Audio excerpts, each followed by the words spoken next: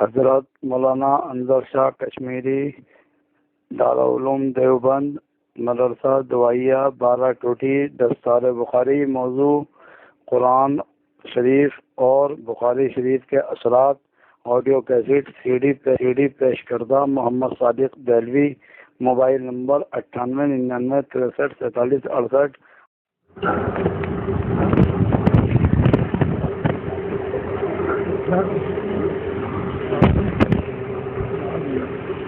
آرام سے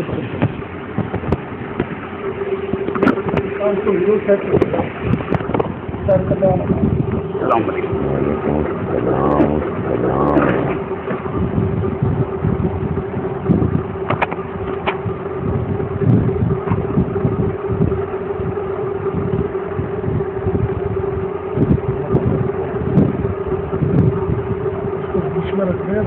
بس بالکل ٹھیک ہے، بالکل ٹھیک ہے۔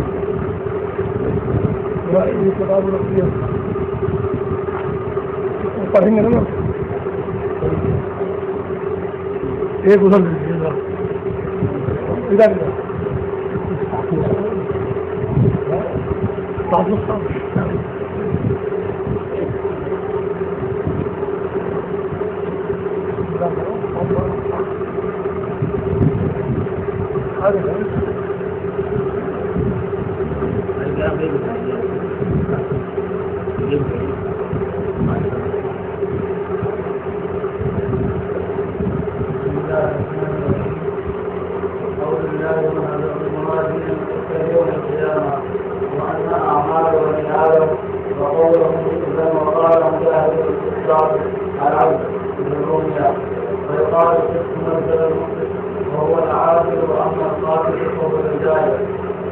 قال حدثنا احمد بن اسحاق قال حدثنا محمد بن زبير عن عمارة بن اسحاق عن ابي هريره رضي الله تعالى عنه قال النبي صلى الله عليه وسلم كلمتان حبيبتان الى الرحمن ثقيلتان على اللسان ثقيلتان في الميزان سبحان الله وبحمده سبحان الله العظيم. اچھا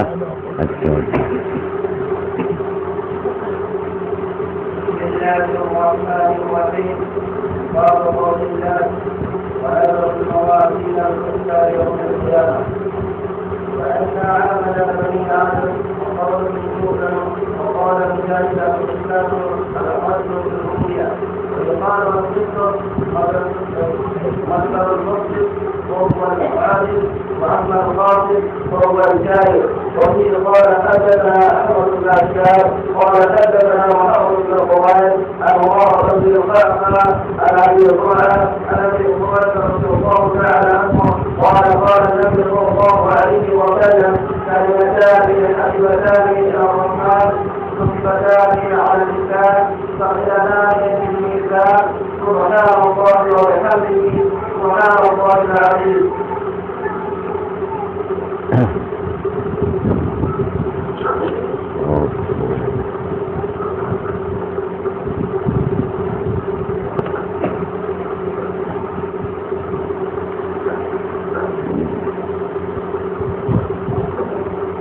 بسم اللہ الرحمن الرحیم. یہ بھائی ابھی آپ کے سامنے بخاری کی آخری حدیث پڑھی گئی ہے. غالباً آپ حدیث سے واقف ایسے نہیں ہوں گے جیسا کہ اس سے واقفیت ضروری ہے، اس لیے میں تھوڑی بہت چیزیں قرآن مجید اور حدیث سے متعلق آپ کے سامنے پیش کرتا ہوں. ایک تو ہے نفس کا اور مکائد ہیں، مکاریاں ہیں وغیرہ وغیرہ، خوبیاں ہیں اور فضائل ہیں اور رذائل ہیں. نفس کے اوپر انسان کو خود اطلاع ہوتی ہے. قرآن مجید نے ایک موقع پر ارشاد فرمایا بل الانسان علی نفسہ بصیرہ ولو القی معاذیرہ، کہ ہر ایک کو اپنے متعلق، اپنے اخلاق، اپنے عادات اور کردار کے متعلق پوری اطلاع ہوتی ہے، مگر وہ اپنی غلط چیز کو صحیح دکھانے اور اپنے باطل کو حق کے سامنے طریقے پر پیش کرنے میں کتنے ہی عذر پیش کرے، کتنی ہی مجبوریاں، لیکن بات چھپتی نہیں ہے۔ غالب نے ایک موقع کے اوپر کہا ہے اپنے محبوب کو خطاب کر کے، تیری رنجش کھلی طرز بیاں سے نہ تھی دل میں تو کیوں آئی زباں پہ۔ انسان کے اندر ایک تو ہے اس کا خبث کا متعلق مولانا قوم صاحب رحمۃ اللہ علیہ نے فرمایا کہ خبث سے نفس نہ گردد بصالحہ معلوم، عام لوگ تو درکنار، خود صاحب نفس بھی مطلع نہیں ہوتا کہ کیا کیا چیزیں ہیں۔ شیطان اس کے ذہن کے اندر تعویلات و توجیحات کا ایک دفتر کھول دیتا ہے، وہ اپنی برائی کے اندر بھی بھلائی پہ سمجھتا ہے، اور لوگوں کو عام طور پر اپنے بدترین چیزوں کو نہایت حسین ترین انداز میں پیش کرتا ہے۔ تاہم علم النفس کے ماہرین نے بیان کیا کہ چند چیزیں ایسی ہیں جس سے انسان کے متعلق ہم کچھ فیصلہ کر سکتے ہیں۔ ایک اس کی چال ڈھال ہے، ایک اس کی گفتار ہے، ایک اس کی تحریر ہے، پھر اس کے متعلق انہوں نے فیصلے کیے ہیں۔ مثلا وہ لکھتے ہیں کہ اگر کوئی شخص نہایت چھوٹے چھوٹے حروف لکھتا ہے، علامت ہے تو اس کی طبیعت کے اندر بخل ہے، اور اگر بہت ہی کھینچ کر لکھتا ہے تو سمجھتے ہیں کہ وہ لا ابالی اور نتائج سے بے پرواہ گفتگو کرنے کا ماہر ہے، اور اگر کوئی اپنی تحریر کے اوپر پوری طریقے پر قادر ہے اور بڑے سجا کر لکھتا ہے تو علامت ہے کہ اس کی طبیعت کے اندر ٹھہراؤ ہے اور اعتدال ہے۔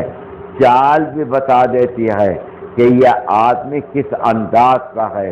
ہمارے استاد حضرت مولانا اعجاز علی رحمۃ اللہ علیہ بیان فرماتے ہیں کہ لازم ہے آدمی کو ذرا گردن جھکا چلے، گردن کشی ملاتی ہے انسان کو خاک میں۔ ایک تو کشی ہے، وہ نہیں، وہ گاؤ کشی ہے، یہ گردن کشی کا لفظ ہے، کیا اٹھا کر سر چلنا، سینے کو باہر نکالنا، یہ انسان کو آخری میں ذلیل کر کے رہتی ہے۔ لہذا شروع ہی سے تواضع کو اختیار کرے، الا یہ کہ کوئی مصلحت سامنے ہو، اور عظیم ترین مصلحت۔ حدیث میں رسول اکرم صلی اللہ علیہ وسلم کی چال کے متعلق دو روایتیں ملتی ہیں۔ ایک روایت یہ ملتی ہے کہ آپ پہلوانوں کے انداز میں چلتے تھے، اور ایک روایت یہ ہے کہ آپ اتنے متواضعانہ انداز میں چلتے کہ قدم مبارک کی چاپ بھی نہیں سنائی دیتی تھی۔ تو علماء کو بڑا زبردست اختلاف ہوا کہ دونوں رفتار ایک دوسرے کے مقابل میں ہیں، ایک کبر کا مظاہرہ کرتی ہے اور ایک تواضع کا مظاہرہ۔ رسول اکرم صلی اللہ علیہ وسلم کی رفتار کون ہے؟ بعض لوگوں کو اللہ تعالی حالانکہ وہ ان پڑھ ہوتے ہیں ایک علم خاص عطا فرماتا ہے، اسے کہتے ہیں علم لدنی۔ جیسا کہ قصہ موسیٰ و خضر میں خضر کے متعلق خود قرآن مجید کا ارشاد ہے کہ ان کے علوم بہابی تھے، کسبی نہیں تھے، اور اللہ تعالیٰ نے ان کو اپنے پاس سے علم عطا فرمایا تھا جسے علم لدنی کہتے ہیں۔ امت میں اس طریقے کے افراد ملتے ہیں۔ ہمارے امبالہ شہر کے اندر ایک بڑے فقیر گزرے ہیں، حالانکہ پڑھے لکھے نہیں تھے، لیکن عارف کامل و مکمل سائیں توکل شاہ صاحب۔ حد تو یہ ہے کہ حکیم الامت مولانا اشرف علی تھانوی علیہ رحمہ بھی ان کی خدمت میں پہنچے ہیں، اور حضرت نے جا کر درخواست کی کہ حضرت یا تو دعا کر دیجئے یا کوئی ایسا وظیفہ بتا دیجئے جس سے دل کے اندر خدا تعالیٰ کی محبت روشن ہو جائے۔ تو سائیں توکل شاہ نے حضرت سے ارشاد فرمایا کہ مولوی جی اپنی انگلی کو ذرا اپنی ہتھیلی کے اوپر رگڑو۔ تو حضرت تھانوی نے رگڑنا شروع کر دیا۔ چند سیکنڈ کے بعد انہیں پوچھا کہ کیا ہوا؟ تو حضرت نے عرض کیا کہ حضرت انگولی بھی گرم ہو گئی اور ہتھیلی کا وہ حصہ بھی گرم ہو گیا. فرمایا کہ مولوی جی اللہ اللہ کیے جاؤ، ایک دن گرمی محبت پیدا ہی ہو جائے گی. اسے علم لدنی کہتے ہیں. سیدی عبدالعزیز دباغ علیہ رحمہ، ان کی کتاب کا نام ہے ابریز. مولانا عاشق الہی صاحب مہرٹی نے اس کا ترجمہ کیا ہے تبریز سے. خالص سونے کو کہتے ہیں. تو وہ باوجود ہے کہ بالکل امی تھے، ان پڑھ تھے، مگر قرآن کریم اور احادیث میں فیصلے کیا کرتے تھے کہ کتنا حدیث کا حصہ صحیح ہے، کتنی آمیزش ہے، کتنی ملاوٹ ہے. جب یہ حدیث علماء کے سامنے آئی کہ حضور صلی اللہ علیہ وسلم پہلوانوں کے انداز میں چلتے، اور دوسری حدیث کہ حضور ایسی تواضع اختیار کرتے کہ آپ کے قدموں کی چاپ بھی سننے میں آتی، تو اہل علم کی ایک جماعت عبدالعزیز دباغ علیہ رحمہ کے یہاں پہنچی اور کہا کہ دونوں احادیث ایک دوسرے کے مخالف ہیں. اس موضوع کے اوپر بہت سی نایاب اور اہم اور قدیم ترین کتابیں ملتی ہیں. تو سیدی عبدالعزیز سے پوچھا کہ کون سی حدیث صحیح ہے. فرمایا کہ میں پھر اس کا جواب دوں گا. اگلے دن اہل علم پھر پہنچے، تو پہنچنے کے بعد حضور صلی اللہ علیہ وسلم کے جال کے متعلق دریافت کیا. عبدالعزیز دباغ نے فرمایا کہ دونوں احادیث صحیح ہیں. پہلی حدیث جو ہے کہ آپ اکڑ کر چلتے تھے پہلوانوں کے انداز میں، یہ اس وقت پر جس وقت کے اوپر کفار اور کفر کی طاقت سے آپ کا مقابلہ ہوتا تھا. اور دوسری حدیث آپ کی عام چال کو بتاتی ہے. حضرت شیخ الہند مولانا محمود حسن صاحب رحمۃ اللہ علیہ ہمارے یہاں کے استاد الاساتذہ عام طور کے اوپر کود پشت ہو چکے تھے. بہاپے کو صعب ہوتا تھا، مگر جب انگریز کو دیکھتے تھے تو سینہ بتکلف باہر نکالتے تھے اور اکڑ جاتے تھے. کسی نے کہا کہ حضرت یہ آپ تکلیف کیوں برداشت کرتے ہیں؟ فرمایا کہ انگریز یہ نہ سمجھے کہ محمود حسن مقابلے کے قابل نہ رہا، وہ خوش ہوگا، لہذا میں اس کو اتنا موقع بھی نہیں دینا چاہتا کہ وہ خوش ہو. اسی طریقے کے اوپر آپ نے دیکھا کہ مکہ معظمہ سے ہجرت کر کے جب مدینہ منورہ آئے ہیں حضرات صحابہ، تو آب و ہوا کی ناموافقت کی وجہ سے کچھ تکالیف، کچھ بیماریاں، جسم لاغر ہو گیا اور کمزور. رسول اکرم صلی اللہ علیہ وسلم نے حج کیا تو آپ نے بربنائے مصلحت حکم دیا کہ 3 شوط سینے نکال کر پہلوان کے طریقے پر چلا جائے اور باقی اپنے انداز کے اوپر. معلوم ہوا کہ مصلحت فوت ہو جاتی ہے اور حکم باقی رہتا ہے. چنانچہ اب وہ مصلحت باقی نہیں رہی جس کے پیش نظر رسول اکرم صلی اللہ علیہ وسلم نے یہ حکم ارشاد فرمایا تھا، مگر ابھی تک عمل باقی ہے. تو بہرحال یہ چیزیں جو ہیں یہ کھول دیتی ہیں کہ انسان کا مزاج کیسا ہے، اس کا اندر سے کیسا ہے، باہر سے وہ کچھ داخل کرے فلاں فلاں. ایسے ہی انسان کا اگر مزاج رسم الخط میں کھلتا ہے، باتوں میں کھلتا ہے، اور اس کے ساتھ ساتھ اس کے بیانات اور ارشادات میں، جب یہ بات آپ کے سمجھ میں آئی تو حضرت حق جل مجدہ کا کلام تو بادشاہ کا کلام ہے، اور عام طور پر مشہور ہے کہ بادشاہوں کا کلام کلاموں کا بادشاہ ہوتا ہے. حضرت حق جل مجدہ کے کلام کے بارے میں آپ کا کیا خیال ہے؟ وہ تو حضرت حق جل مجدہ نے ہمیں سمجھانے کے لیے بہت اتر کر کلام فرمایا. اگر اپنے شایان شان کلام فرماتے تو آج تک الف لام میم حل نہ ہو سکی، آج تک الف لام را حل نہ ہو سکا، یاسین حل نہیں ہو سکی، یا کاف ہا یا عین صاد، اور جنہوں نے حل کرنے کی کوشش کی تو وہ بھی عجیب و غریب۔ سیدنا ابن عباس مدعی ہیں کہ میں ان چیزوں کی حقائق پر مطلع ہوں۔ جب آپ سے دریافت کیا گیا کہ الف لام کا کیا مطلب ہے تو فرمایا کہ الف سے اشارہ ہے اللہ کی طرف، لام سے اشارہ ہے جبرائیل کی طرف، اور میم سے اشارہ ہے محمد کی طرف، کہ یہ خدا تعالیٰ کا کلام بواسطہ حضرت جبرائیل سردار دو جہاں صلی اللہ علیہ وسلم پر نازل ہوا۔ ظاہر ہے یہ ایک عجیب و غریب قسم کی چیز ہے۔ شیخ احمد سرہندی المجدد الفسانی رحمۃ اللہ علیہ، جن کا شیخ کا مدار یہیں آپ کے قریب میں ہے باقی باللہ، وہ زیادہ ہوشور نکلے۔ انہوں نے فرمایا کہ میں مقطعات و متشابہات کی مراد پر مطلع ہوں، لیکن اللہ تعالی نے مجھے پابند کر دیا کہ کسی کے سامنے بیان نہ کروں۔ یہ عجیب و غریب بات ہے۔ معلوم ہوتا ہے کہ شیخ سرہندی بہت ہی ہوشیار ہے، انہوں نے اس پردے میں خوب چھپانے کی کوشش کی۔ فرمایا کہ میں مطلع ہوں، لیکن حضرت حق جل مجدہ نے مجھے منع کر دیا ہے کہ میں ان کے حقائق نہ کھولوں، لیکن کچھ نہ کچھ چیزیں کھل جاتی ہیں۔ شہاب ایک بہت بڑے مصنف گزرے ہیں اور عجیب و غریب ادیب ہونے کے ساتھ ساتھ حکومت ہند و حکومت پاکستان کے اہم ترین عہدوں کو اوپر رہے ہیں۔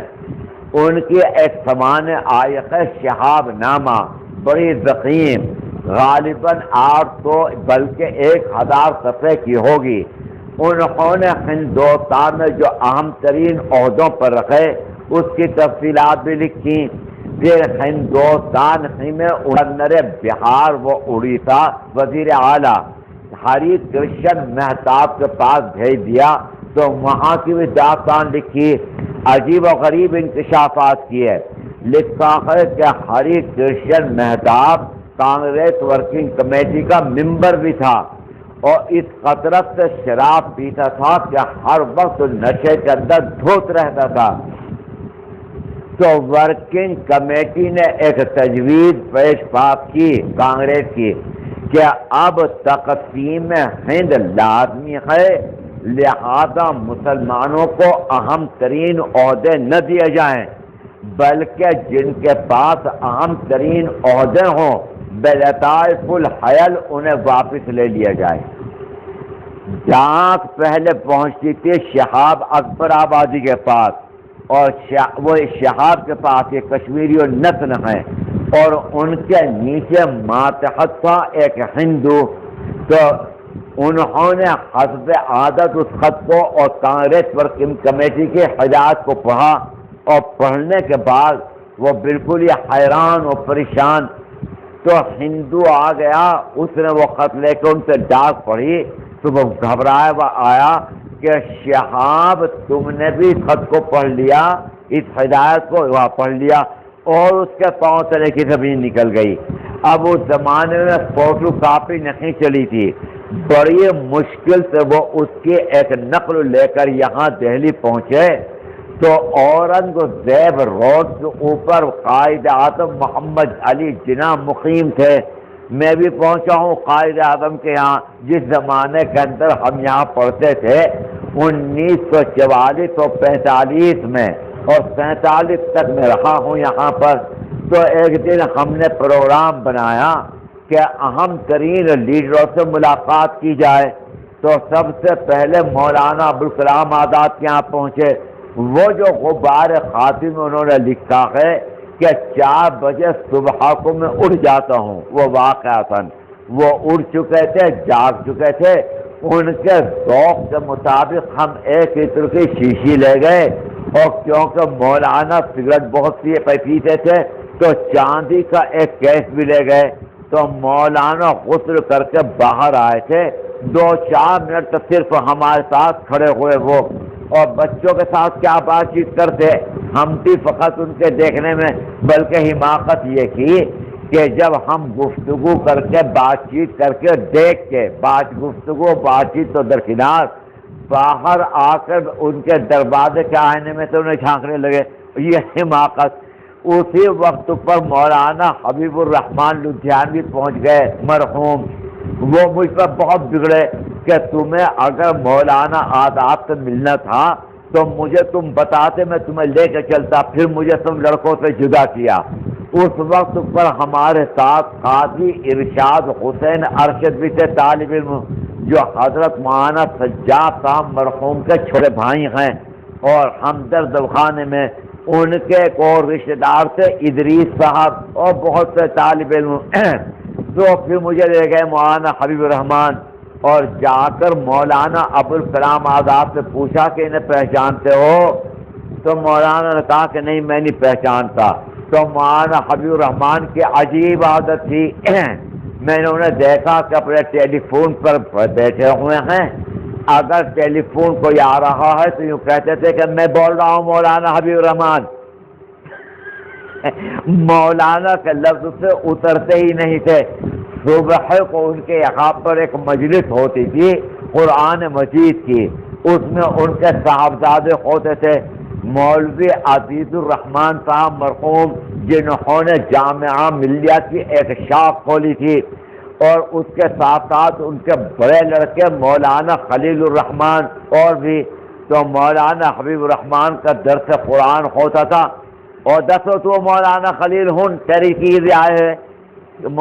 اپنے بیٹوں کہتے تھے کہ او مولانا خلیل تو اب اپنی رائے بیان کری ساتھ کے متعلق کہ تیری کیا رائے ہے؟ پھر اس کے بعد کہتے تھے او مولانا عزیز الرحمان تو دس ہن کی گل کہتا تو تھی۔ تو اپنے بیٹوں کو بھی مولانا کہا کرتے تھے۔ تو مجھے لے گئے، ان کی عادت تھی، اور مولانا ابوالکلام آزاد سے جا کر بولے کہ انہیں پہچانتے ہو؟ اپنے خاص انداز میں لب و لہجہ بہت ان کا عجیب و غریب تھا۔ تو مولانا ابوالکلام آزاد نے کہا کہ میں نہیں جانتا بھائی، پہچانتا نہیں۔ فرمایا کہ یہ امیر المومنین فی الہند، امیر المومنین حدیث کے صاحبزادے مولانا انور شاہ کے، ان کے سر پہ ہاتھ رکھو، فوری طور پر ہاتھ رکھو۔ تو مولانا ابوالکلام آزاد نے میرے سر کے اوپر ہاتھ رکھا۔ وہاں سے ہم نکل کر گاندھی جی کے یہاں پہنچے، تو گاندھی جی نے ہمارے سامنے ایک سلیٹ پیش کر دی اور کہا کہ میرا آج مون برت ہے، اگر تمہیں کچھ لکھنا ہے تو اس کے اوپر لکھ دو۔ ظاہر ہے کیا لکھتے؟ وہاں سے نکل کر ہم جواہر لال کے یہاں پہنچے، وہ اپنی ایک رشتہ دار بہن کے یہاں ٹھہرے ہوئے تھے۔ تو جواہر لال کو ہم نے اس حال میں دیکھا کہ انہوں نے جاغیا پہن رکھا تھا اور ایک بنیان پہن رکھا تھا کھدر کا، اور اپنے چپل کے اوپر اپنے ہاتھ سے پالش کر رکھے تھے۔ ہمیں کرسیوں کے اوپر بٹھا دیا، خود نیچے پالش کرتے رکھے، اور ہم سے بات چیت کرتے رہے ہماری ہی سطح کے مطابق۔ یہ بات ہے مطلب یہی کہ پڑھا کرو، پڑھنے میں بڑا فائدہ ہے، اس سے مستقبل چمکتا ہے، تابناک ہوتا ہے، فلاں فلاں۔ وہاں سے نکل کر ہم پٹیل کے یہاں پہنچے، تو پٹیل اندر سے باہر آ رکھے تھے، وہ واحد شخص جس نے ہمارے ساتھ مسافہ بھی گوارا نہیں کیا، سردار پٹیل نے، ولبھ بھائی پٹیل۔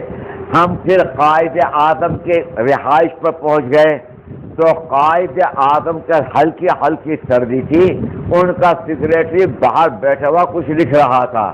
تو ہم نے کہا کہ ہمیں قائد اعظم کو سے ملنا ہے۔ وہ کہا کہ ایسا نہیں، قائد اعظم کے تو اوقات بہت مصروف ہیں، 15-20 دن پہلے یہاں پر آپ درخواست دیتے تو قائد اعظم سے ملاقات کا کوئی امکان تھا۔ اب آپ آ کے یہاں دھمک گئے، بن بلائے احمق لے دوڑے سہنت، تو نہ بات نہیں بلا یہاں پر کوئی امکان ہے اس کا۔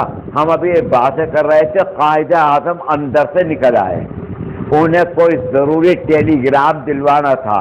تو قائد اعظم کے گلے میں آتشی گلاس پڑا رہتا تھا، عینک نہیں لگاتے تھے، اس آتشی گلاس کو اٹھا کر وہ تحریر کو پڑھا کرتے تھے۔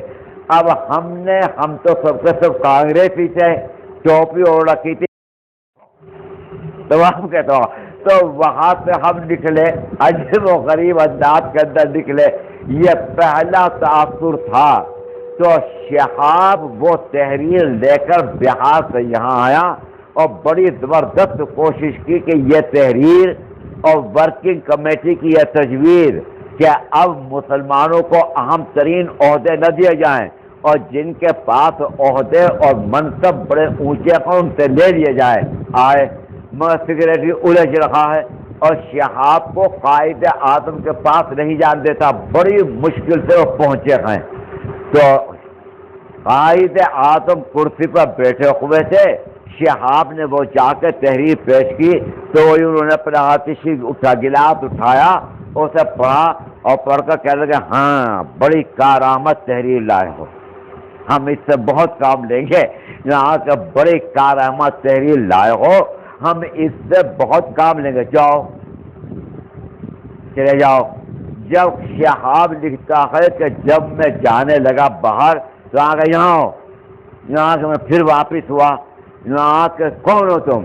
تو یہاں میں نے کہا کہ حضور میں شہاب ہوں اور فلاں عہدے پر سیکریٹری کا مجھے فائز ہوں اور اس وقت پر ہری کرشن مہتاب کے یہاں پر ہوں بہار میں۔ تو کہنے لگے کہ اچھا تم اگرچہ ہمارے چیز بڑی لیے کارآمد لائے ہو، ہم اس سے بہت کام نکالیں گے پاکستان کو وجود میں لانے کے لیے، مگر تمہیں ہم تنبیہ کرتے ہیں کہ جہاں پر رہو وفادار ہو کر رہو۔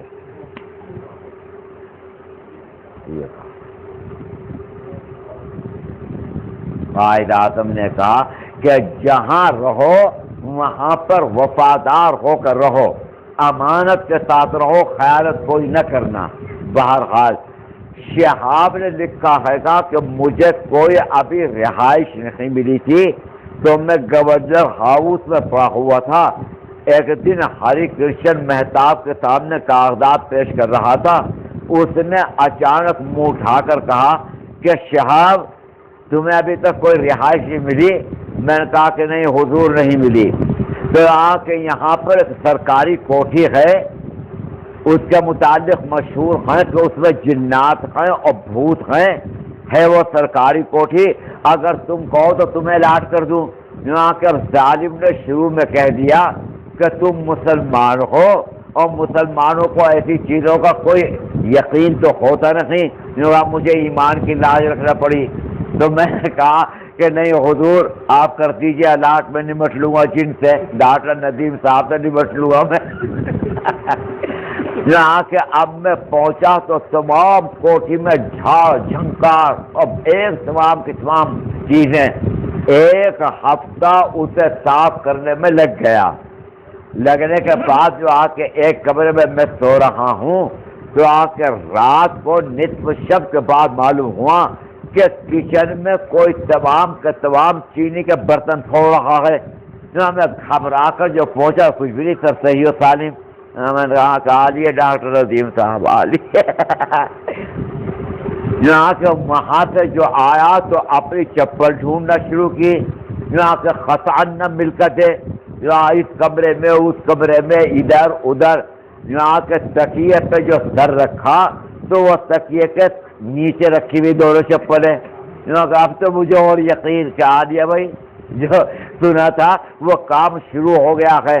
یہاں کہ میری چارپائی بالکل کھڑکی سے قریب تھی، یہاں کہ ایک دن نصف شب کے بعد زور سے دستک دی تو میں نے گھبرا کر کھڑکی کھولی تو پوسٹ مین یہاں تک کہ سائیکل بھی سرخ رنگ کی، وردی بھی سرخ رنگ کی، اور کہنا کہ سر آپ کو بڑی تکلیف دی، ایک ضروری ٹیلی گرام ہے آپ کا نام، اس وجہ سے آپ کو جگایا۔ میں کہا کہ لاؤ بھائی دستخط کروں، کوئی بھی نہیں۔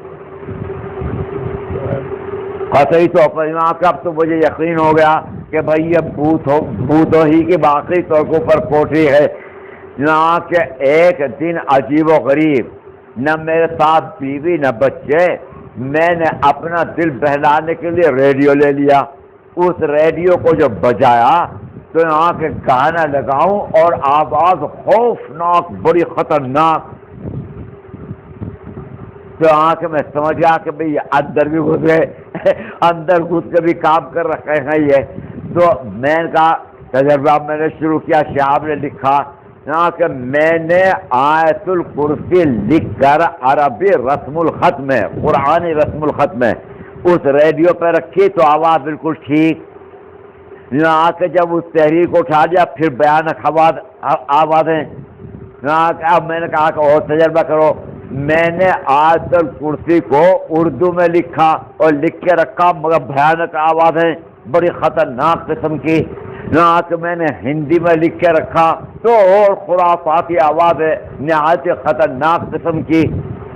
معلوم ہوا کہ قرآن کے رسم الخط میں بھی اثر ہے،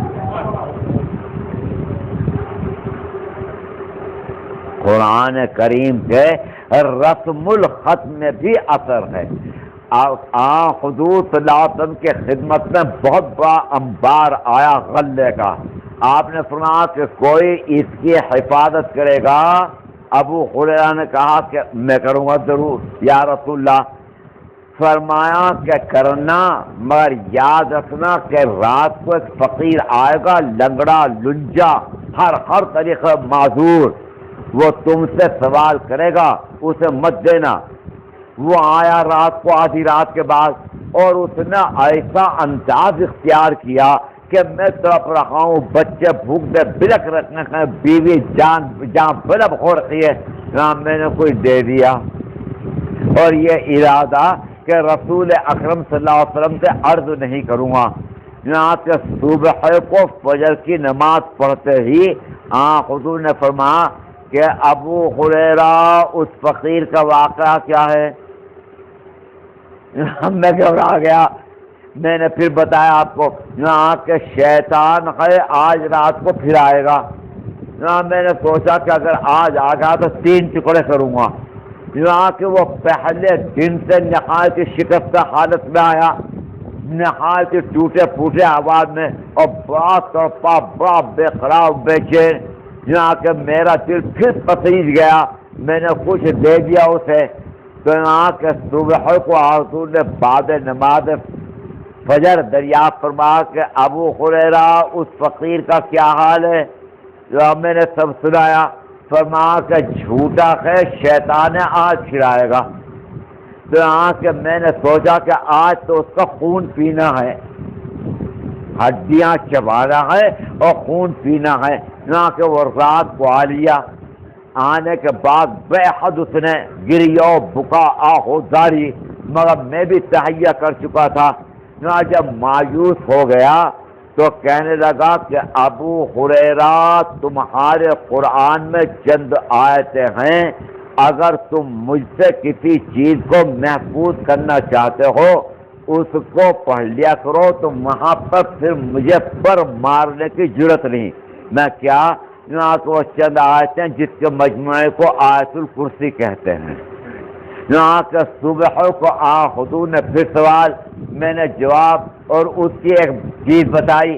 تو فرمایا کذوب قد یصدق، لپاٹیا ہے مگر بات سچی کہہ گیا. یہ فرمایا کہ کذوب قد یصدق کہ ہے تو بڑا جھوٹا، بڑا مکار، بڑا لپاٹیا مگر بات صحیح کہہ گیا. تو قرآن مجید کا اثر، اس کی تاثیر اہل علم کو اپنے انداز پر متاثر کرتی ہے. عاملین کرشمے دیکھتے ہیں تو خود متاثر ہوتے ہیں. خواص جو ہیں ان کا تاثر قرآن مجید کے متعلق کچھ اور. ہر شخص کو قرآن مجید سے فائدہ پہنچے گا بشرطے کہ ایمان و یقین ہو. قرآن کریم کے ایسے اثرات ہیں الامافی، اس لیے کہ بادشاہ علی الاطلاق کا کلام ہے اور اس کی شان اس کے کلام میں نمایاں ہے. کل یوم ہوا فی شأن. ابو حنیفہ کو بلا کر ایک مرتبہ امیر المومنین نے کہا کہ اس وقت خدا کیا کر رہا ہے. ہمیں جواب دو. یہاں کے حضور جواب تو ضرور دے دوں گا، لیکن ایک کام آپ کو بھی کرنا پڑے گا. یہاں کے ہم کریں گے، یہاں وعدہ ہے. یہاں کا جی ہاں. یہاں کے وہاں تو اتریے اور مجھے وہاں بٹھائیے کرسی پر. اب وہ وعدہ کر چکا تھا، اب وہ خلیفہ کی جگہ آ گیا، اب وہ خلیفہ کرسی پہ جا کے بیٹھ گئے کیونکہ یہ کر رہا ہے.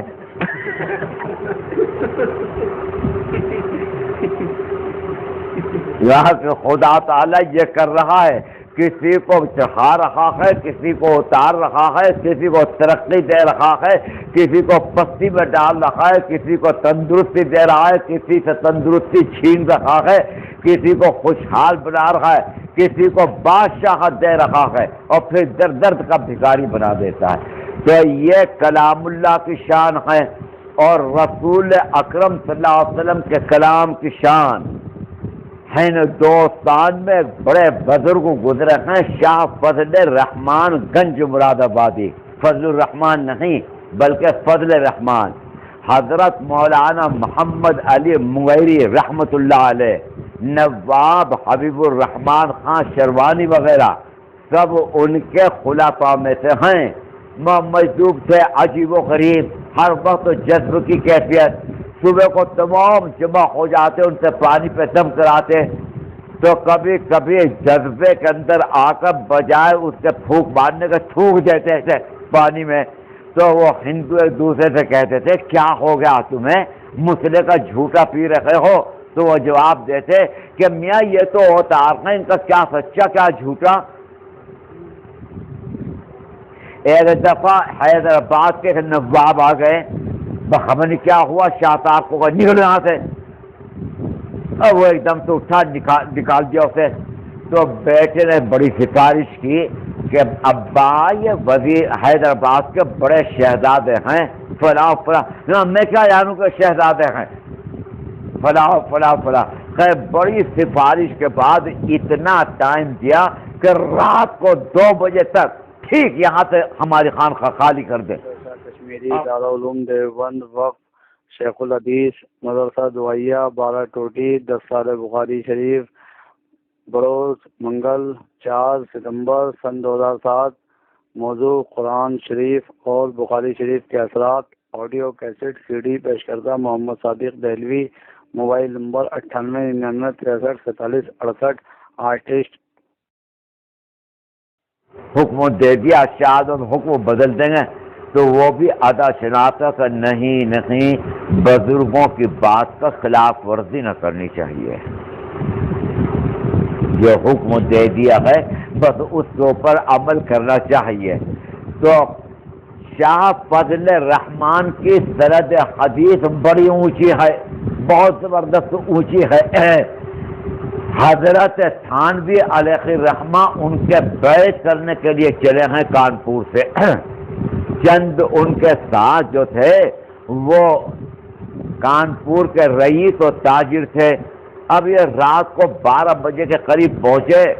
گاؤں کے اندر نہ سرائے، نہ ہوٹل، نہ کھانے پینے کی دکان، اور ان کی بھوک کی وجہ سے آتے قل ہو اللہ پڑھ رہی. کنڈی کھٹکھٹائی، اندر پہنچے تو کہنے لگے بڑے بگڑ کے شاہ صاحب کون ہو، کہاں سے آئے ہو، کیوں آئے ہو؟ تو وہ تو سب کانپ گئے، تاجر پیچھے کوٹ گئے. حضرت تھانوی نے عرض کیا کہ حضرت طلبہ ہیں، زیارت کے لیے آئے ہیں اور کانپور سے آ رہے ہیں. فرمایا کہ تم دفن نہ ہو گئے، زمین پھٹ نہ گئی، تم اس میں سما نہیں گئے، تم پہ آسمان ٹوٹ کے نہیں گر گیا جب تم یہاں رہے. چڑھ رہا تھے بڑے آئے زیارت کرنے والے، یہ زیارت کا وقت ہے. ہم آ کے باہر بیٹھ گئے اور بھوک کی وجہ سے بے قرار. تھوڑی دیر میں حضرت کو کشف ہوا کہ بلاؤ. یہاں کے سب ساتھیوں نے کہا کہ ہم تو جانے کے نہیں، جو کچھ کہنا تھا وہ تو کہہ چکا، پٹائی بس باقی رہ گئی. تو حضرت اندر گئے تو کہنے لگے شاہ فضل الرحمان کہ تم مولوی یعقوب نانوتوی کے شاگرد ہو، دارالعلوم کے اول صدر مدرس. یہاں کہ ہاں حضرت میں نے انہی سے حدیث پڑھی ہے. تو ماں کہ وہ تو بڑے اہل اللہ میں سے تھے، بیٹھ جاؤ. یہاں کہ مجھے بٹھا لیا. اس کے بعد خادم سے کہا کہ ہماری بیٹی کے ہاتھ سے کھانا لاؤ. تو وہ چنگیر کے اندر جوں کی روٹیاں اور ارہر کی دال، اپنے ساتھی کو بلا لو تو ہم شدت بھوک میں کھا رہے ہو، معلوم خوراک کے دلی کی بریانی ہے، دلی کا قورمہ ہے، دلی کی مچھلی ہے، بھوک میں کھا رہے دبا کے، تو بات درمیان میں ہم سے پوچھا کہ کیا کھا رہے ہو؟ یہاں کہ حضرت ہم تو اس وقت اوپر روٹی کھا رہے ہیں جو کی اور دال۔ میں زور سے نعرہ لگایا کہ یہ تو صحابہ کا کھانا ہے، یہ تو صحابہ کا کھانا ہے۔ پھر حضرت تھانوی سے ایک دن فرمانے لگے کہ میاں مولوی اشرف علی ایک بات کہوں؟ ہاں حضرت ضرور کہیے۔ یہاں کہ جب میں جاتا ہوں سجدے میں تو اللہ تعالیٰ میرا پیار لے لیتے ہیں۔ اور پھر جوش میں فرمایا کہ ہمیں تو صرف اللہ تعالیٰ قبر کے اندر نماز کی اجازت دے دے، خبردار یہ مت سمجھنا کہ قبور معطل ہیں، قبر کے اندر کام جاری ہے، بعض مردے حج کر رہے ہیں، بعض نماز پڑھ رہے ہیں، بعض تلاوت قرآن کر رہے ہیں، بعض تسبیح کر رہے ہیں، قبور معطل نہیں، بس اس فرق کے ساتھ کہ اس دنیا کے اندر مکلف ہیں، وہاں پر اپنے ذوق کی تسکین اور تکمیل کر رہے ہیں۔ ارے یاد نہیں رہا حدیث معراج ثابت کی روایت سب سے زیادہ صحیح ہے انس بن مالک سے، اس میں حضور فرماتے ہیں کہ رأیت موسیٰ فی قبرہ یصلی، میں نے موسیٰ کو دیکھا کہ وہ اپنی قبر میں نماز پڑھ رہے ہیں۔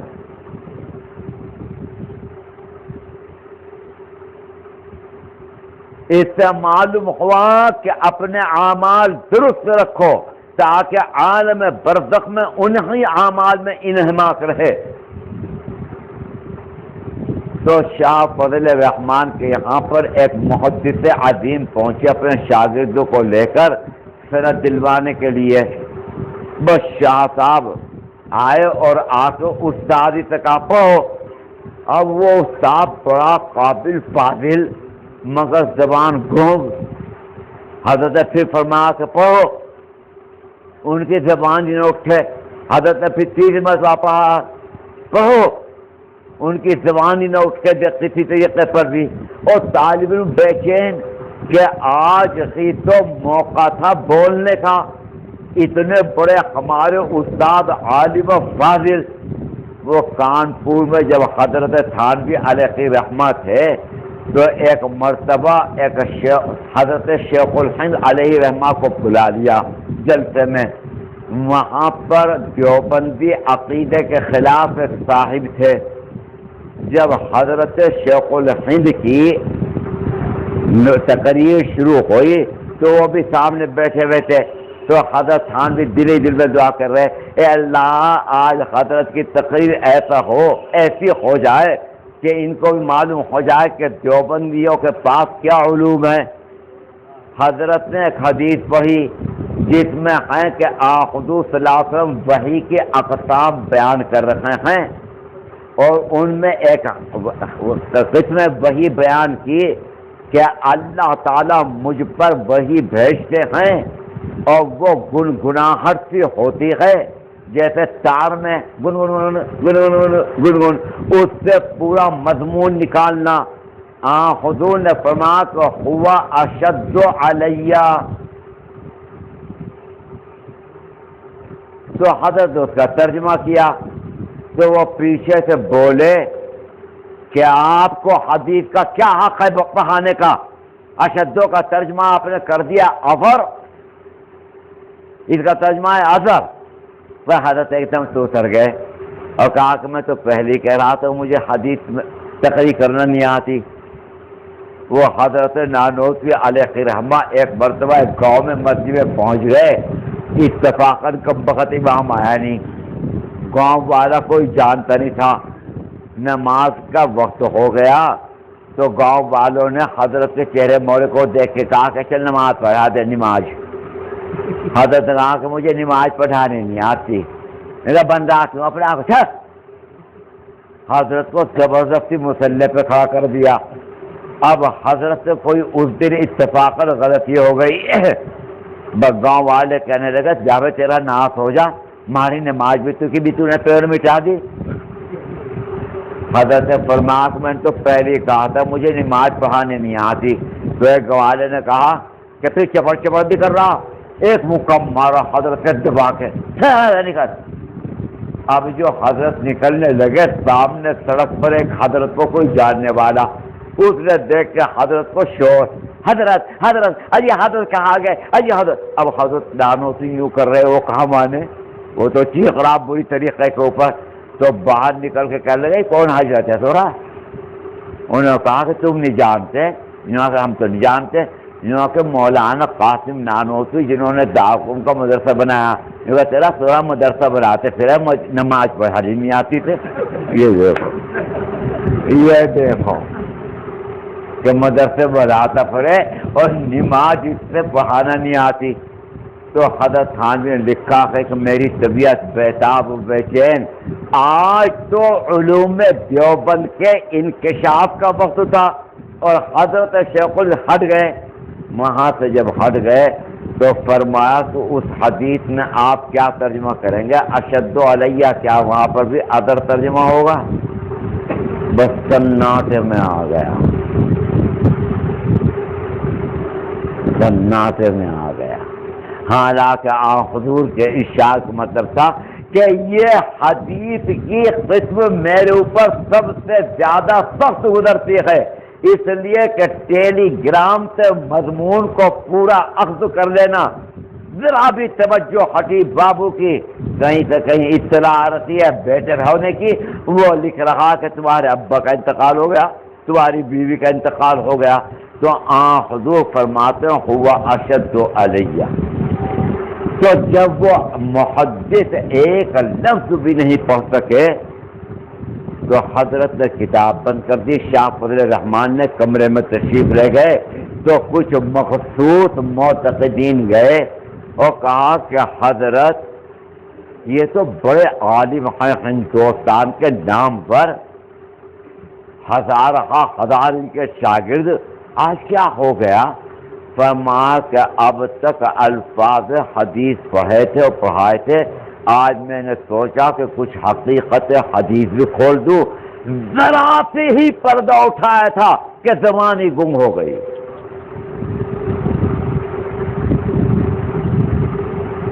وہ تو قرآن مجید کا اثر تھا اور یہ حدیث رسول اکرم صلی اللہ علیہ وسلم کا اثر تھا.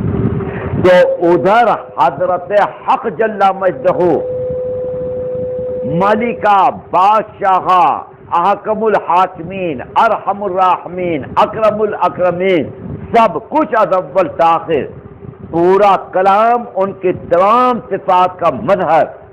ادھر سردار دو جہاں صلی اللہ علیہ وسلم بقول شاعر بعد از خدا بزرگ تو یہ قصہ مختصر, رسول اکرم صلی اللہ علیہ وسلم کے کلام کی شان. تو بھائی وقت بہت ہو گیا, اب کیا اس سے زیادہ مزید تقریر کروں, بس تمہیں صرف قرآن اور حدیث سے متعلق 2-4 واقعات سنا دیے. اس وقت ہندوستان پورے دنیا اسلام میں علم دین کی حیثیت جس طریقے پر مشتبہ کی جا رہی ہے وہ آپ کو معلوم ہے. حیثیت و اہمیت گھٹتی رہتی ہے, بڑھتی رہتی ہے. اگر علم کے چرچے ہر جگہ ہوں تو کوئی اور کام کرنا چاہیے, اور جب علم دین کے اوپر نشانہ لگا دیا گیا اور اسے زد میں لے لیا گیا, ہدف بنا دیا گیا, اور دین ہی ہمارا تعارف ہے, علم دین ہی ہمارا تعارف ہے, اس وقت پر علم دین کی قیمت کہیں سے کہیں پہنچ گئی, ضرورت اور اہمیت کہیں سے کہیں پہنچ گئی. معاونین کیا ہوگی چاہیے غور کرنا, اور جو پڑھنے پڑھانے والے ہیں انہیں بھی, اور جو پڑھنے والے ہیں ان کے. پہلے تو دشمن کے حملے ادھر ادھر ہوئے, اب خاص شہر کے اوپر حملہ کر دیا. جو کچھ اسلام باقی ہے, جو ایمان باقی ہے ہندوستان وغیرہ وغیرہ میں, وہ ان مدارس کی برکت ہے. اگر یہ مدارس نہ ہو تو لٹ جائے گا دین قطعی طور پر. اس وقت پر علم دین پر بے پناہ توجہ کی ضرورت ہے، بے پناہ. اب تک تو حملے ایسے ہی تھے کہ درخت کی شاخیں کاٹی جا رہی تھی، پتے کاٹے جا رہے تھے.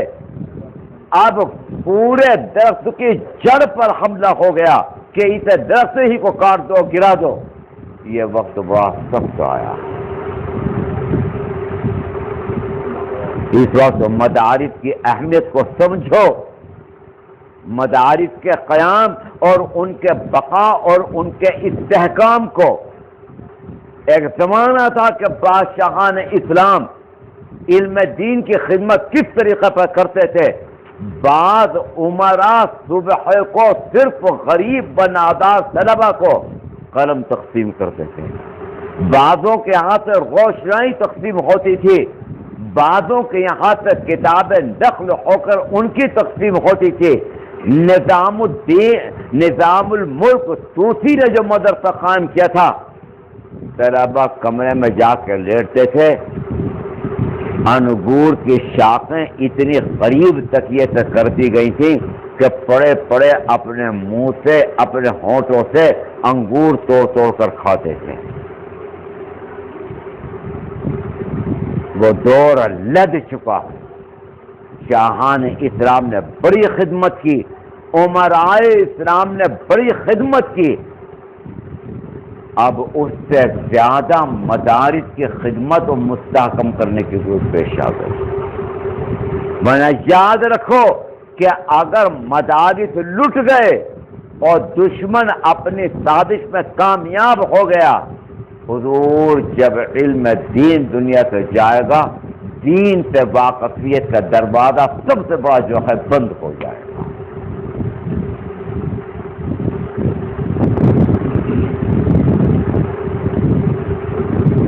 تو آپ اس کا خیال کیجئے، معاونین بھی خیال کریں، محسنین بھی خیال کریں، طلبہ بھی خیال کریں.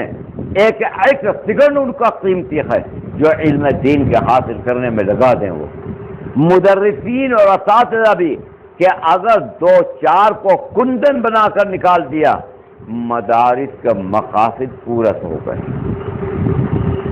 اب تو یہ سمجھو کہ دین کے بقا و اس سے چند چیزیں تھیں. ہمارے پاس ایک خانقاہیں تھیں، خانقاہوں کا سلسلہ تقریباً ختم ہو چکا.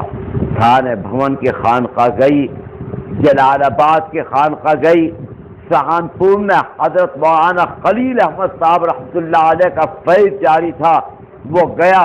رائے پور میں حضرت شاہ عبد الرحیم، پھر حضرت شاہ عبد القادر رحمۃ اللہ علیہ کا فیض تھا، وہ گیا. دیوبند میں سیدنا شیخ الہند رحمۃ اللہ علیہ کی خانقاہ تھی، وہ ختم ہوئی. وہاں تربیت ہوتی تھی، جو کچھ پڑھا لکھا اسے طبیعت سے ثانیہ بنائی جاتی تھی.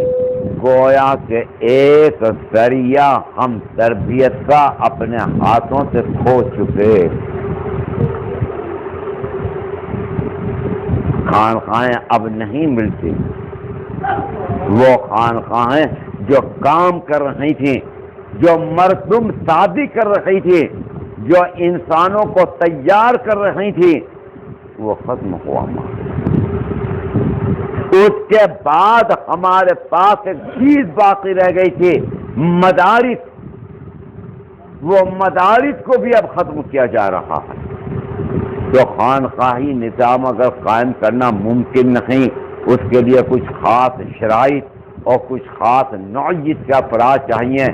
تو خدا کے بندوں جو مدد سے قائم ہیں ان کی مدد کرو. مجھے ایک حدیث ابو ذر غفاری رضی اللہ تعالی عنہ یاد آئی. حضور کے عاشق صحابی ہیں. ہمیشہ حضور کا جب کوئی ارشاد نقل کرتے ہیں تو کہتے ہیں سمعت خلیلی یقول، میں نے اپنے محبوب کو یہ کہتے ہوئے سنا. حضور نے ایک مرتبہ اتنی بڑی سعادت عنایت فرمائی، فرمایا کہ ابو ذر آؤ گلے مل لو. تو آپ بغل گیر ہوئے ہیں. فرماتے ہیں ابو ذر کہ اس کی لذت قیامت تک میں نہیں بھولوں گا. حضرت تھانوی نے لکھا کہ امت کے سب سے پہلے مجذوب حضور نے پیشن گوئی فرمائی تھی کہ اکیلا دنیا میں آیا، اکیلا چلتا پھرتا ہے، اکیلا ہی دنیا سے جائے گا. حضرت مولانا مناظر احسن گیلانی علیہ رحمٰن نے ان کی سوانح لکھی ہے، وہ پڑھ کے دیکھو. ابو ذر نے ایک مرتبہ حضور سے عرض کیا کہ یا رسول اللہ ہمیں کوئی ایسی چیز بتا دیجئے کہ ہم اللہ تعالی ہم سے راضی ہو جائیں. تو آپ نے فرمایا کہ ابو ذر راہ حق کے اندر مار کے گرم کرو. تو ابو ذر بڑے سیدھے سادے ہیں، کہا کہ یا رسول اللہ اس کے لیے تو شجاعت قلبی کی ضرورت ہے اور میرے پاس ایسی شجاعت نہیں. حضور نے فرمایا کہ ابو ذر پھر خدا تعالیٰ کے نام پر لو دو، اللہ تعالیٰ تمہیں مقام اعلیٰ سے اعلیٰ عطا فرمائے گا. ابو ذر نے کہا کہ یہ پہلے کام سے بھی زیادہ مشکل ہے، ہمارے تو جیب میں کوڑی بھی نہیں، ہم تو ڈاکٹر حارث صاحب ہیں مخلصین لہ الدین ہم تو مخلصین لہ الدین ہیں.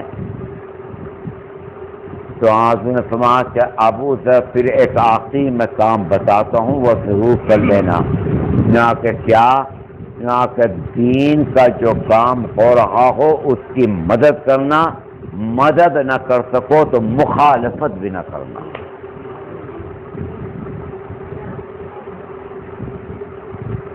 بڑی گہری بات ہے. بہت سے ادارے بیٹھ گئے ان اختلافات کے نتیجے میں، بہت سے مدارس بیٹھ گئے ان اختلافات کے نتیجے میں کہ میں صدر بنوں گا، میں چودھری بنوں گا، میں مدرسے کو چلاؤں گا. نمٹ گئے. بڑی بڑی درگاہیں نمٹ گئی. اس نصیحت پر غور کرو، وصیت پر کہ ابو ذر دین کا جو کام ہو رہا ہو اس کی مدد کرنا، مدد نہ کر سکو تو کم از کم جھگڑے نہ پیدا کرنا. تو بھائی اس مختصر وقت میں زیادہ سے زیادہ آپ سے یہی کہا جا سکتا ہے کہ اللہ کے واسطے اب کیسے حملہ اس ذریعے کے اوپر ہے جس ذریعے نے 1500 سال ہمیں مسلمان رکھا، یعنی علم دین. کیسے کیسے اوقات گزرے مسلمانوں پر، ہلاکو اور چنگیز خان کے حملے یاد کیجئے، مگر ایک چیز ہمیں ہمیشہ بچاتی رہی، علم دین. علم دین ہر ایک اپنی جگہ پر. وہ عجیب و غریب امیر تیمور لنگ جو تھا، سیر المتاخرین میں طباطبائی نے لکھا ہے کہ بچپن میں جب بھیڑے آتا تھا چرانے کے لیے تو آتے ظالم ایک کھیل کھیلا کرتا تھا، 2 حصوں میں تقسیم کر دیا کرتا تھا اپنے ساتھیوں کو کہ یہ فوج اس فوج سے لڑے گی، اور خود کمانڈر بن جاتا تھا. طباطبائی نے لکھا ہے کہ اگر کسی کا عہد مستقبل دیکھنا ہو کہ یہ کیا کرے گا تو اس کا بچپن دیکھ لیجو. ایک دفعہ لیا اس کے یہاں پر ایک گویا آیا اندھا، اس نے جو گا کر دکھایا پر زور شور کے ساتھ، تو امیر تیمور مزے میں آ گیا.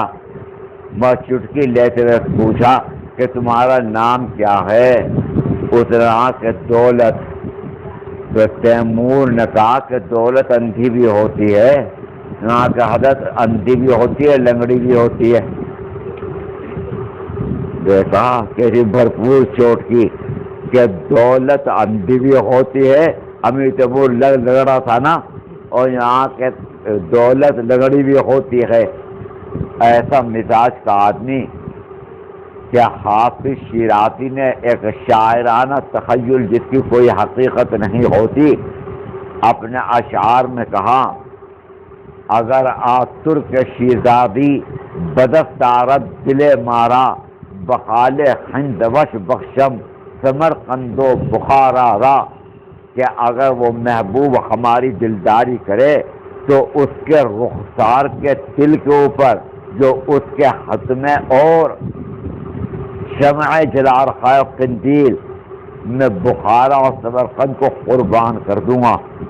امیر تیمور بھاگا گھوڑے پر دما دم دما دم دما دم دما دم، اور حافظ کو بلا لیا۔ یہاں کہ ہم نے اتنی مشکل، اتنی تکالیف، اتنی قربانیاں، اتنی جد و جہد کے بعد بخارا کو سمرقند کو فتح کیا، اور تم محبوب کے دل کے اوپر سے نچھاور کر رہا ہے۔ حافظ جی کہا چکنے والے تھے، کہا کہ اسی فیاضی کے نتیجے تو مفلس ہو گئے۔ اسی فیاضی کے نتیجے میں تو مفلس ہو گئے۔ تو تیمور لنگ کو ہنسی آ گئی، ہنسی آ گئی، مسکرا دیا، جان بچ گئی حافظ شیرازی کی۔ نہ کہ حضور یہی تو فیاضیاں ہمیں لے کے ڈوب گئی ہیں، مگر آپ کو فیاضی لے کے نہیں ڈوبے گی بلکہ آپ کو گرا دے گی، اور آپ کے ذریعے سے بہت سے تو دین کی خدمت جم کر بھائی۔ آخر دعوانا الحمدللہ دعا۔ اچھا یہ کیا اسماعیل صاحب کیا کریں گے بھائی؟ اچھا کون طرف؟ اچھا اچھا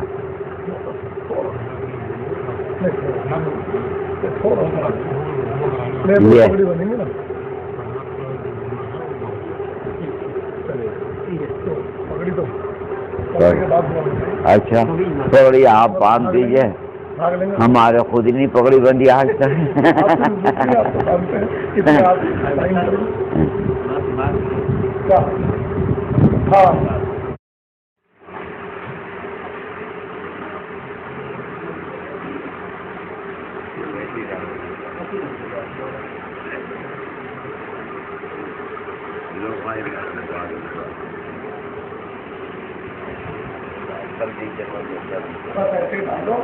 وقت کم ہے، بدالدین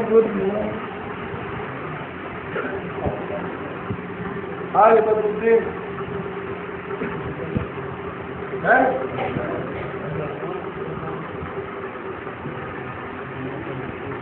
محمد احمد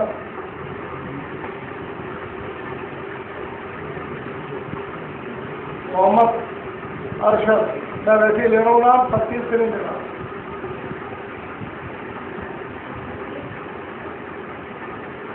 محمد اعجاز،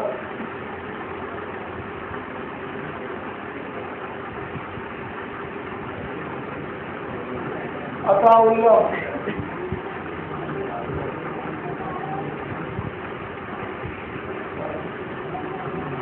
محمد زبیر،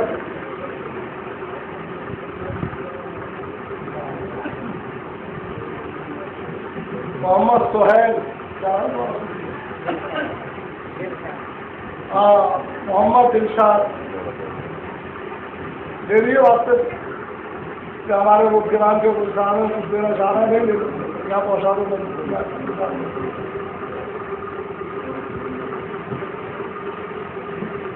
50 روپئے دیا۔ یہ محمد احمد طالب علم ہے، جو رہے حدیث کا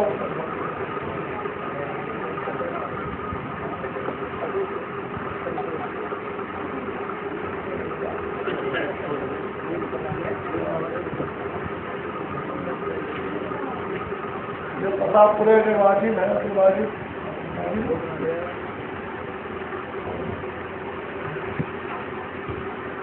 ہو گئے۔ اب شاہ صاحب دعا فرمائیں، آپ حضرات دے دو، اگر دینا ہے تو دے دو، دعا کے بعد مقصود تھا ریاض صاحب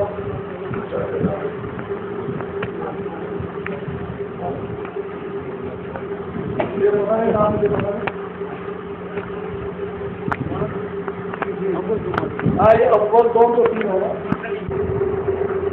ایک کتاب دے دوں گا بدالدین، یہ مختلف کام میں بھی ہے، بند ہے تو دعا فرمائے. دعا کے بعد جو بھی تبرک ہو وہ دے جائے. یہ مولانا صاحب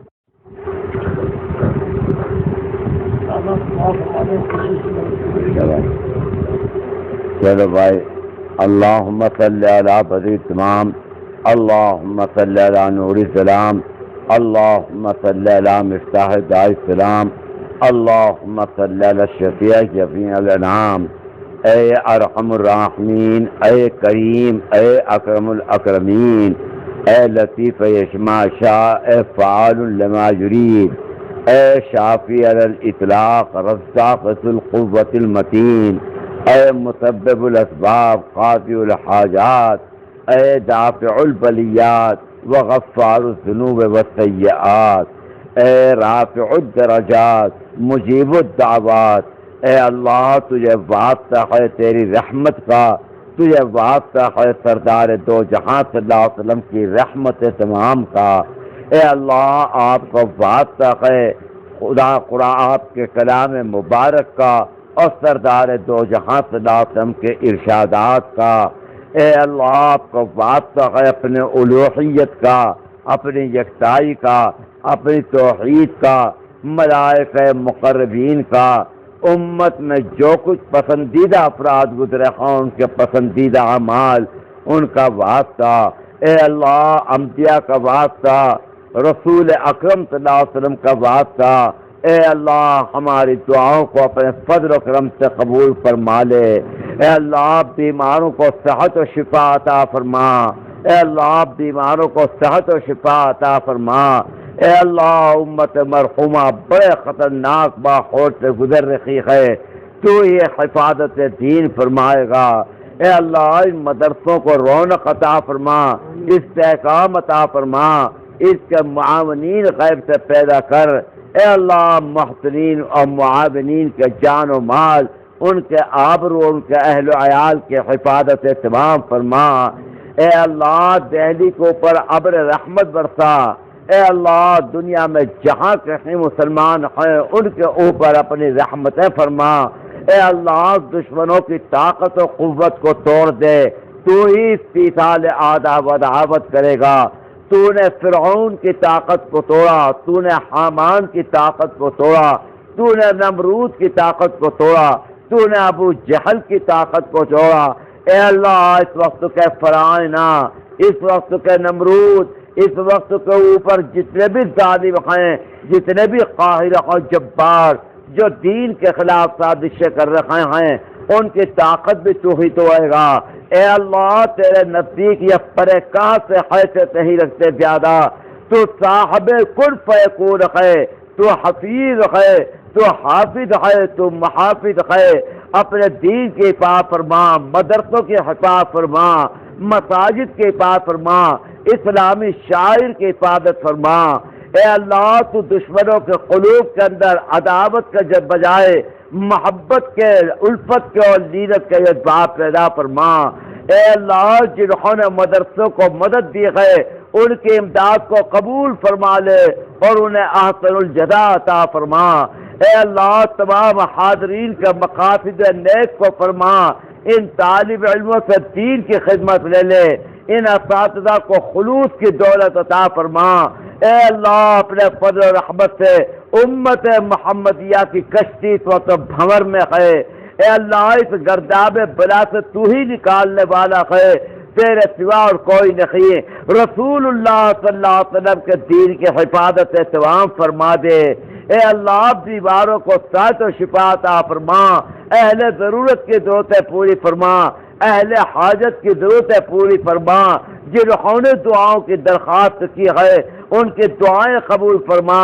جنہوں نے جو دعائیں قبول کی ہیں انہیں تو اپنے کرم سے قبول فرما لے. تیرے یہاں خزانے ہیں نہ ختم ہونے والے، تو سخی ہے، تو جواد ہے، تو داتا ہے، تو قریب ہے، تو اقرب الاقربین ہے، تو صاحب کل فیکون ہے۔ ربنا اننا مسنا الضر وانت ارحم الراحمین۔ تیرے بندے خاص ابراہیم فرماتے ہیں اذا مرضت فهو یشفینی، اے اللہ بیماروں کو صحت و شفا عطا فرما۔ ابراہیم فرماتے ہیں وہ یطعمنی و یسقینی، اے اللہ تو یہ ہمیں کھانے پینے میں فراخی عطا فرمائے گا۔ اے اللہ تو غریبوں کا بھی خبرگیری کرنے والا ہے، تو امیروں کی دولت کی حفاظت کرنے والا ہے، ہمیں ہر خیر کی توفیق عطا فرما۔ تیرا مبارک مہینہ رمضان آ رہا ہے، اس کے حقوق ادا کرنے کی توفیق عطا فرما، روزوں کے ادائیگی حق کی توفیق عطا فرما۔ سبحان ربک رب العزت عما یصفون والسلام علی المرسلین۔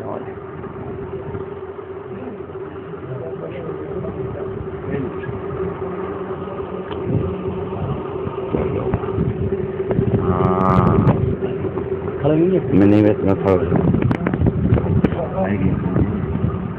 حضرت مولانا انور شاہ کشمیری، دارالعلوم دیوبند، مدرسہ دعائیہ 12 ٹوٹی، دستار بخاری۔ موضوع قرآن شریف اور بخاری شریف کے اثرات، آڈیو کیسٹ سی ڈی پیش کردہ محمد صادق دہلوی۔ Mobile number 9899 63 47 68۔